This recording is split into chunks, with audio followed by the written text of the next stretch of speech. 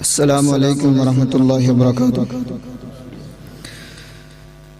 ان الحمد للہ نحمده ونستعینه ونستغفره ونعوذ باللہ من شرور انفسنا ومن سیئات اعمالنا اما بعد قال النبی صلی اللہ علیہ وسلم لا فتنة اعظم من فتنة الدجال کما قال علیہ السلام۔ اس سے پہلے کہ میں اپنی گفتگو کا آغاز کروں، یہ کرسیاں جو لگائی گئی ہیں یہ ان بچیوں کے والدین کے احترام کے لیے لگائی گئی ہیں جن بچیوں نے قرآن کو مکمل کی ہے، تو میں ان سے گزارش کروں گا کہ وہ کرسیوں پہ تشریف لے آئیں۔ آخرت میں ان کا مقام تو ہے ہی ہے، تو دنیا میں کچھ ان کی عزت احترام کرنا چاہتے ہیں۔ رسول اللہ صلی اللہ علیہ وسلم کا فرمانا کہ لا فتنة اعظم من فتنة الدجال، دنیا کے اندر سب سے بڑا فتنہ جو ہے وہ دجال کا فتنہ ہوگا۔ اور ایک حدیث میں رسول اللہ صلی اللہ علیہ وسلم نے فرمایا کہ جو بھی نبی دنیا میں آیا ہے اس نے اپنی قوم کو دجال کے فتنے سے ضرور ڈرایا ہے، اور اسی لیے رسول اللہ صلی اللہ علیہ وسلم نے جو آخری تشہد ہوتا ہے نا، اگر 2 رکعت کی نماز ہے تو آخری دوسری رکعت میں، 3 رکعت ہے تو تیسری رکعت میں، 4 ہے تو چوتھی رکعت میں، آخری تشہد میں ایک دعا سکھائی ہے، اللہم انی اعوذ بک من عذاب القبر واعوذ بک من عذاب جہنم واعوذ بک من فتنة المسیح الدجال۔ اس حدیث کے راوی ہیں امام طاؤس۔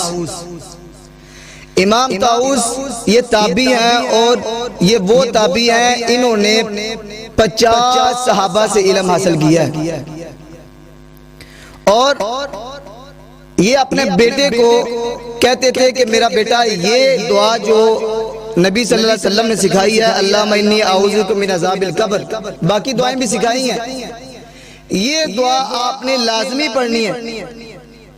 اور پوچھتے اگر نماز پڑھ لی، پوچھتے نماز پڑھ لیا جی یہ دعا پڑھی تھی؟ نہیں، دوبارہ نماز پڑھو،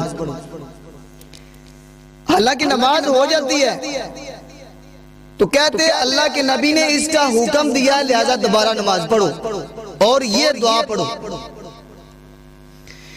جب دجال آئے گا، دجال سے پہلے جو 1 سال ہوگا وہ 61 سالی کا سال ہوگا۔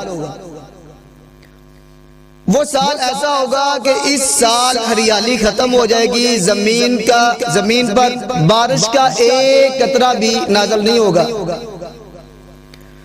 اور حدیث کے مطابق رسول اللہ صلی اللہ علیہ وسلم نے فرمایا کہ لوگوں تک پانی نہیں پہنچے گا، بڑی مشکل وہ اپنا گزارا کرنے کے لیے بڑی مشکل پانی تلاش کریں گے، اور اپنے جانوروں کو کھلا چھوڑ دیں گے، یہاں تک کہ جس رستے سے گزریں گے نا تو جانور جو مرے ہوئے ہیں ان کی بدبو آئے گی۔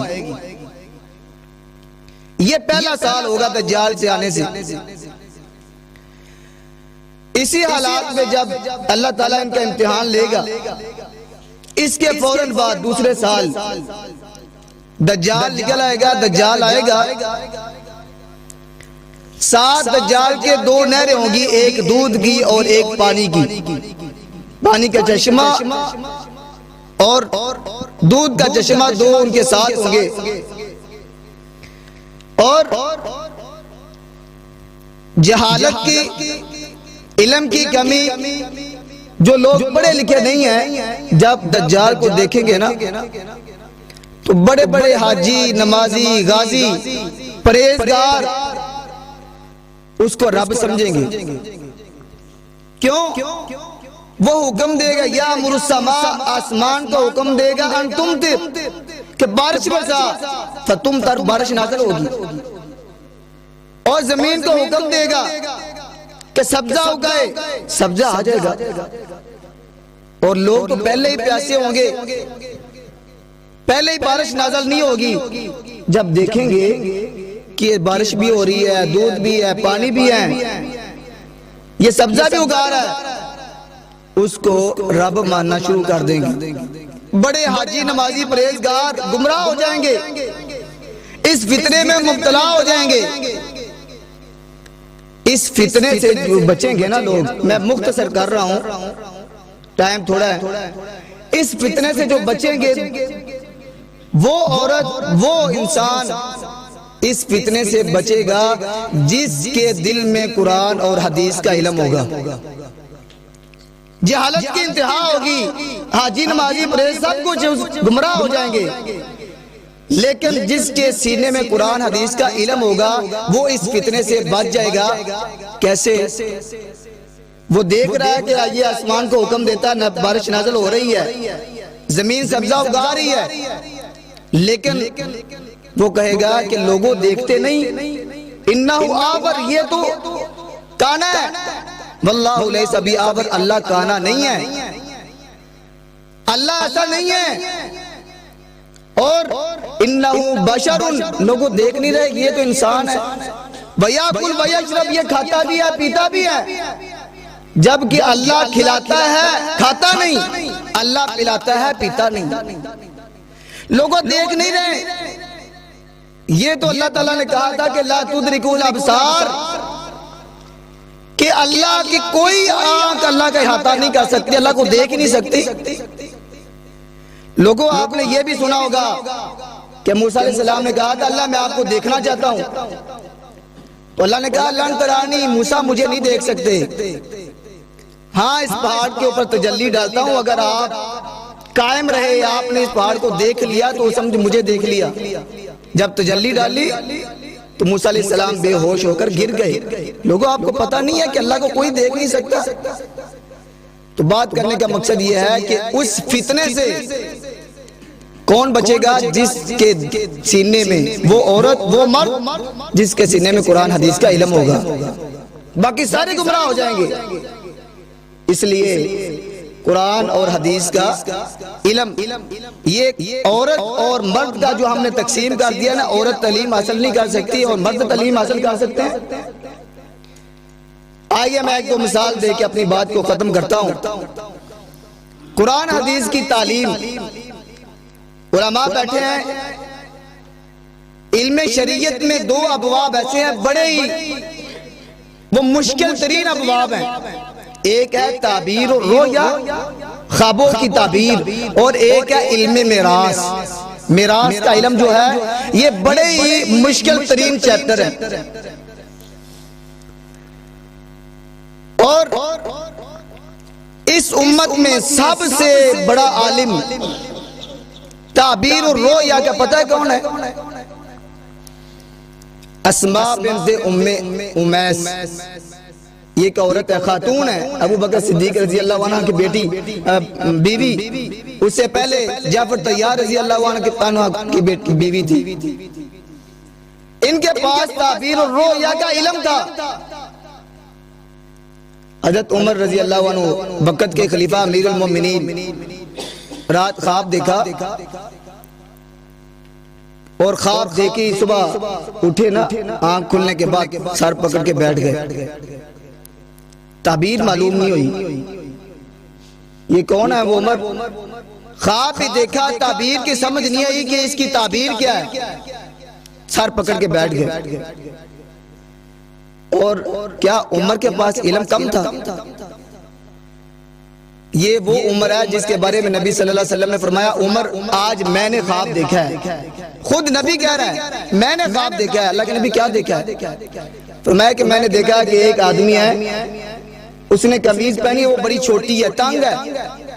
دوسرا آدمی دیکھا اس سے زیادہ لمبی تھی قمیض، اور تیسرا آدمی دیکھا اس کی اور لمبی تھی. اور آپ کی جو میں نے قمیض دیکھی، آپ کی اتنی قمیض لمبی تھی کہ زمین کے ساتھ لگ رہی تھی. اللہ کے نبی اس کی کیا تعبیر ہے؟ اس کی تعبیر یہ ہے کہ آپ کو بہت زیادہ علم حاصل ہوگا، بہت زیادہ علم آپ کے پاس ہوگا. عبداللہ بن مسعود رضی اللہ عنہ کہتے ہیں کہ لوگوں اگر دنیا کے تمام علماء کا علم ترازو کے ایک پلڑے میں رکھ دیا جائے اور عمر کا ایک پلڑے میں علم رکھ دیا جائے تو عمر کا ترازو بھاری ہو جائے گا. لیکن عمر کیا کہہ رہا ہے؟ سر پکڑ کے بیٹھ گیا، اس کی تعبیر معلوم نہیں۔ تو سب سے پہلے اسماء بنت امیس رضی اللہ عنہ دروازہ کھٹکایا۔ عمر کیسے آنا ہوا؟ خواب آیا، تعبیر معلوم نہیں ہو سکی۔ میں نے دیکھا کہ اس وقت سب سے تعبیر الرؤیا، تعبیر جو کرنے والی، خواب کی تعبیر کا علم ہے، وہ آپ کے پاس ہے، اس لیے مجھے تعبیر بتا دے اس کی کیا ہے۔ عمر مجھے بتا دے میں خود آپ کے پاس آ جاتی، علم میں نے حاصل کرنا ہے اور آپ میرے پاس آ جاتی۔ میں نے علم حاصل کرنا ہے، اس لیے میں آپ کے پاس آیا ہوں۔ اور یہ وہ خاتون ہے، کیا آپ سے سوال کرتا ہوں کہ جب انہوں نے اس تعبیر کا علم حاصل کیا تو کیا آسمان سے نازل ہو گیا تھا یا ماں کے پیٹ سے پڑھ کے آئی تھی؟ علم حاصل کیا تھا نا، کسی استاد کے سامنے بیٹھی تھی تب علم حاصل ہوا۔ اور رسول اللہ صلی اللہ علیہ وسلم سے صحیح حدیث ثابت ہے کہ اللہ کے نبی کے سامنے عورتوں نے عرض کی تھی، اللہ کے نبی ہمیں کچھ دن خاص کر دیں، تعلیم حاصل کرائیں، ہمیں تعلیم سکھائیں۔ اور یہاں پہ میں کہوں گا اگر کسی قوم میں کوئی ایک مرد علم حاصل کرتا ہے نا، پڑھ جاتا ہے، تو وہ اسی ایک مرد کا ہی فائدہ ہے۔ اور جس قوم میں ایک بیٹی علم حاصل کرتی ہے تو وہ بڑی ہو کر جب ماں بنتی ہے نا، وہ ایک نسل کی تربیت کرتی ہے، ایک نسل کو آگے پڑھائے گی، اپنی اولاد کو آگے تعلیم دے گی۔ اور بچہ کا جو تعلیم کا اور جو تربیت کا جو مرکزی ہاتھ ہوتا ہے نا، وہ ماں کا ہاتھ ہوتا ہے۔ باپ تو سارا دن کمائی کے لیے صبح سے لے کے شام تک دکان میں، فیکٹری میں، کھیتوں میں، اور ماں جو ہے وہ گھر میں اپنے بچے کی تربیت کرتی ہے۔ باپ تو کمائی کرتا ہے، باپ کو تو پتہ ہی نہیں ہے۔ اس لیے اگر ماں کے پاس دین کا، قرآن کا، حدیث کا علم ہوگا تو بچے کو توحید سکھائے گی، بچے کو اخلاق سکھائے گی، تربیت سکھائے گی، بڑوں کی عزت احترام سکھائے گی۔